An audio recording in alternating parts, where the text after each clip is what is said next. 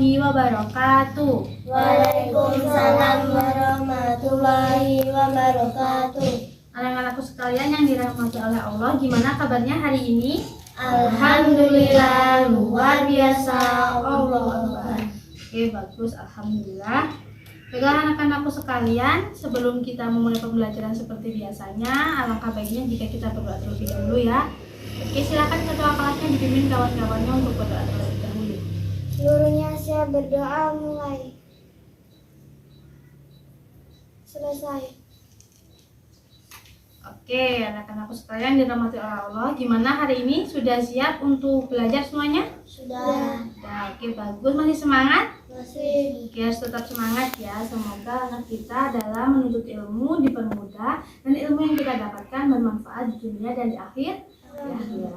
Baiklah anak-anakku sekalian yang dirahmati oleh Allah, di sini akan Ibu absensi terlebih dahulu. Nanti namanya Ibu panggil, silakan angkat tangannya ya. Yang pertama, Nasyifa, apakah hadir? Hadir, Bu. Oke, hadir. Nih, Soirunisa? Hadir. Oke, Raya? Oke, hadir. Alhamdulillah hadir semua ya anak-anak hari ini. Baiklah anak-anakku sekalian, belum menuju ke materi, di sini akan Ibu sampaikan terlebih dahulu ya mengenai tujuan pembelajaran kita pada hari ini. Baiklah, setelah melakukan pengamatan, menanya, dan berkomunikasi, maka diharapkan peserta didik dapat menjelaskan pengertian zakat, kemudian peserta didik dapat menjelaskan hukum dari zakat, kemudian peserta didik dapat menjelaskan mustahil zakat, dan yang terakhir peserta didik dapat menyebutkan orang yang tidak berhak menerima zakat.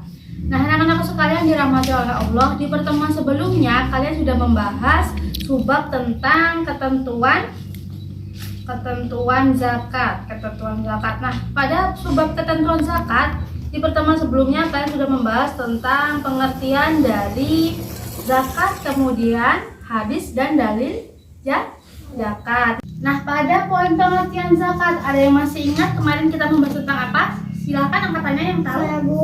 Ya, silakan Ninis. Zakat menurut bahasa memiliki beberapa makna antara lain tubuh, suci, berkembang.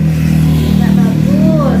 Nah, jadi zakat menurut bahasa ini memiliki beberapa makna seperti yang telah disebutkan ini tadi ya, yaitu tumbuh, suci, berkembang.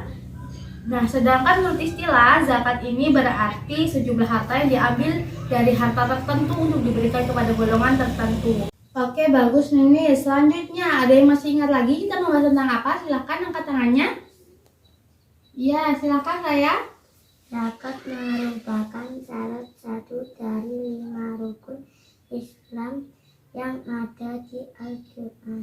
Oke, bagus Raya. Nah, jadi zakat ini merupakan salah satu dari 5 rukun Islam yang ada di Al-Quran.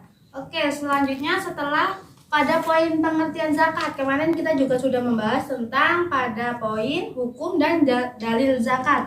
Nah, ada yang tahu pada poin hukum dan dalil zakat ini kita membahas tentang apa saja? Silakan angkat tangannya yang tahu. Saya, Bu.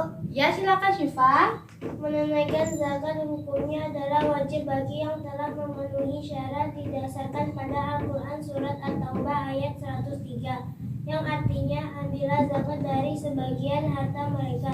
Dengan zakat tersebut engkau membersihkan dan mensucikan mereka.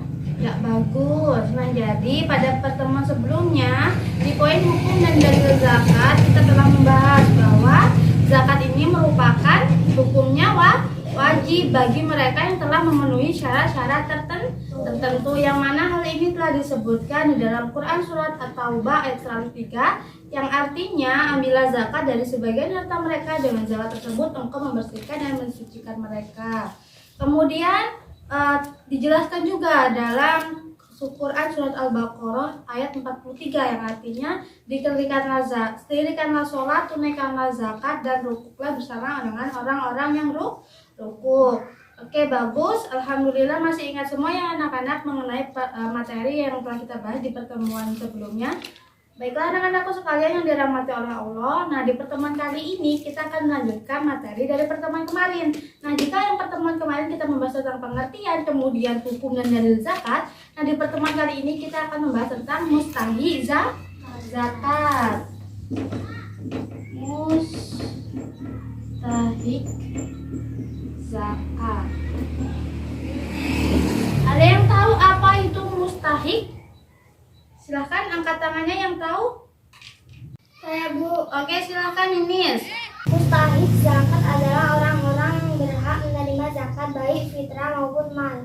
Oke, bagus. Nah, jadi pengertian dari mustahik adalah orang-orang yang berhak untuk menerima zakat, baik itu zakat fitrah maupun zakat mal. Nah, yang mana hal ini telah dijelaskan di dalam surat At-Taubah ayat 60. Nah, berdasarkan ayat tersebut ada 8 golongan orang yang berhak untuk menerima zakat. Nah, ada yang tahu 8 golongan ini apa saja? Siapa saja orang yang berhak menerima zakat? Silakan angkat tangannya yang tahu. Saya, Bu. Ya, silakan Syifa. Ada 8 golongan orang yang berhak menerima zakat.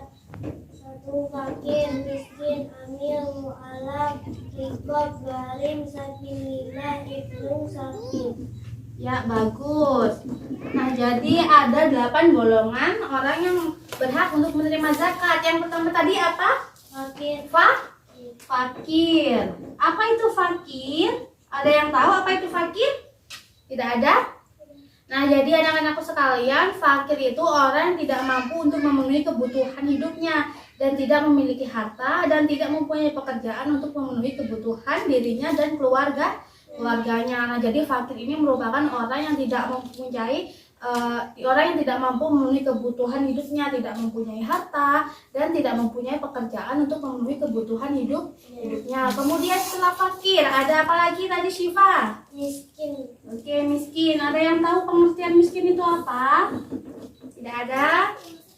Nah, jadi miskin yaitu orang yang tidak mampu untuk memenuhi kebutuhan seluruh hidupnya. Kemudian setelah miskin ada apa lagi tadi Syif?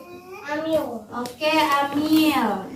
Nah, amil ini adalah orang atau lembaga atau badan panitia yang mana diberi tugas untuk mengumpulkan zakat atau mendistribusikannya kepada orang yang berhak untuk menerimanya. Kemudian setelah amil apalagi tadi? Mualaf.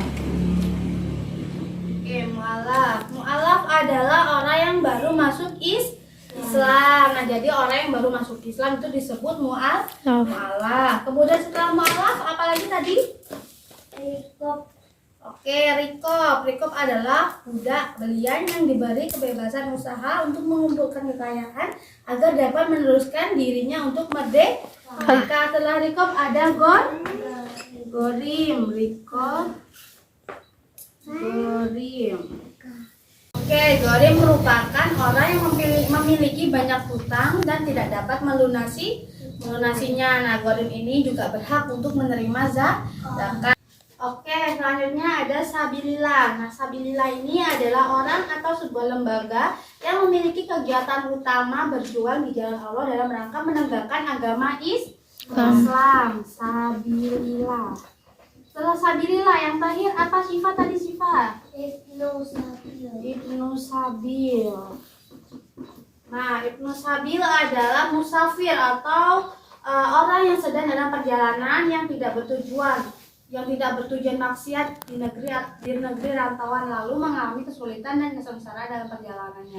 Nah, jadi anak-anakku sekalian, ibnu sabil itu merupakan seseorang atau musafir yang melakukan perjalanan yang tujuannya bukan untuk maksiat dan mengalami kesusahan dalam perjalanannya. Oke, bagus Syifa. Tadi apa saja? 8 golongan orang yang berhak untuk menerima zakat. Yang pertama fakir, kemudian miskin. Ini dibaca ini. Kemudian amil, kemudian mualaf, terus riqab, terus garim, sabilillah, yang terakhir ibnu sabil. Ya, bagus. Selanjutnya setelah mustahik zakat ada poin selanjutnya yaitu orang yang tidak berhak menerima zakat. Nah, setelah golongan orang yang berhak untuk menerima zakat ada juga golongan orang yang tidak berhak untuk menerima zakat. Oke.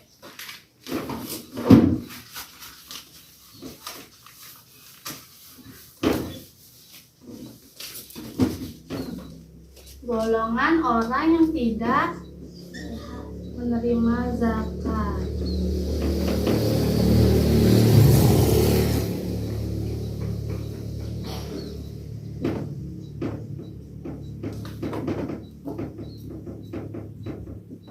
Ada yang tahu siapa saja golongan orang yang tidak berhak menerima zakat?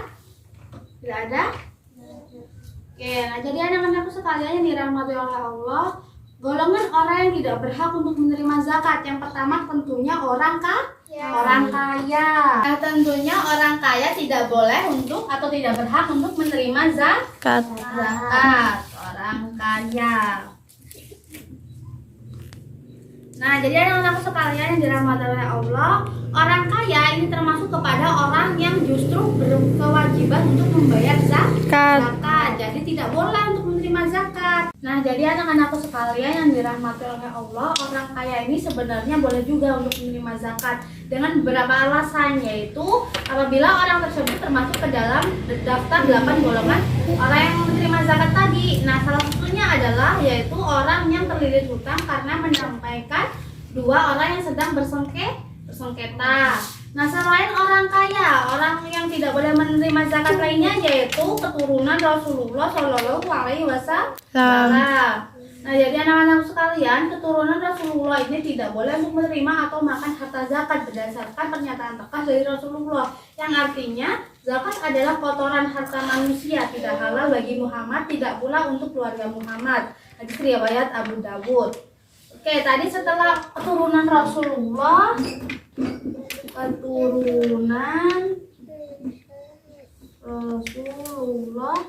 yang ketiga ada orang non-muslim. Nah, jadi anak-anakku sekalian, orang non-muslim juga tidak boleh untuk menerima zakat. Nah, jadi kayak orang Kristen tidak boleh menerima zakat kecuali apabila orang itu masuk ke dalam Islam atau disebut tadi apa? Mu'alaf. Non-muslim. Kelihatan ya tulisannya ya? Oke, setelah non-muslim ada yang terakhir budak. Nah, jadi anak-anakku sekalian dirahmati oleh Allah, budak ini tidak boleh untuk menerima zakat karena zakat yang diterima pada akhirnya harus diserahkan kepada tuannya, kecuali budak mukatab atau budak yang sedang berupaya untuk membebaskan diri. Nah, jadi anak-anak sekalian yang dirahmati oleh Allah, seorang budak juga tidak boleh untuk menerima zakat. Karena apa? Karena seorang budak ini kan berada di bawah kekuasaan seseorang. Nah, apabila nanti budak tersebut diberi zakat, maka zakat tersebut akan diberikan kepada tuannya. Maka oleh sebab itu budak tidak boleh untuk menerima zakat. Oke, yang terakhir ada budak. Oke. Baiklah anak-anakku sekalian, itulah materi yang kita bahas pada pembelajaran pada hari ini. Nah, pada materi yang telah kita bahas, di sini ada yang masih belum paham atau ada yang ingin ditanyakan? Oke, jika tidak ada yang ditanyakan lagi, baiklah di sini Ibu akan ganti bertanya ya kepada kalian. Sudah siap? Sudah. Oke, di sini Ibu yang bertanya untuk bahan evaluasi. Oke, Ibu ingin bertanya kepada Nasyifa. Oke, Nasyifa, coba kamu sebutkan siapa aja tadi 8 golongan orang yang berhak untuk menerima zakat? Ada 8 golongan orang yang berhak menerima zakat. 1. Fakir, miskin, amil, mu'alaf, riqab, barin, sabilillah, ibnu sabil. Ya, bagus. Nah, jadi 8 golongan yang berhak untuk menerima zakat. Yang pertama apa? Fakir, miskin, amil, mu'alaf, riqab, gorim, sabilillah, dan yang terakhir ibnu sabil. Oke, bagus. Oke, untuk pertanyaan selanjutnya di sini Ibu ingin bertanya kepada Ninis yang dari tadi Ninis ini berisik ini. Nah, dengerin ibunya ngomong. Oke, Ninis, coba kamu sebutkan golongan orang yang tidak boleh untuk menerima zakat. Silahkan. Orang kaya, budak, keturunan Rasulullah, non-muslim. Oke, bagus. Apa tadi? Orang kaya, budak, keturunan Rasulullah, dan non-muslim. Ya, bagus. Oke, bagus. Untuk evaluasinya alhamdulillah bisa menjawab semua ya anak-anak. Baiklah anak-anakku sekalian, jika dirasa cukup dan tidak ada yang ditanyakan lagi, maka sebelum Ibu tutup, di sini Ibu ingin memberikan kalian tugas PR untuk dikerjakan di rumah. Kalian meresum dari materi yang kita bahas pada hari ini ya. Kemudian ditulis tangan, ditulis kesimpulannya dan dikumpulkan besok di pertemuan selanjutnya. Oke, baiklah.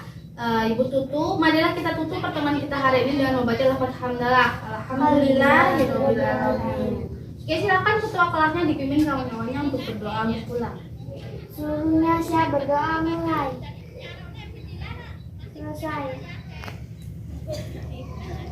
Baiklah, Ibu akhiri. Wallahumma fiq ila aqwamit thoriq. Wassalamualaikum warahmatullahi wabarakatuh. Waalaikumsalam warahmatullahi wabarakatuh.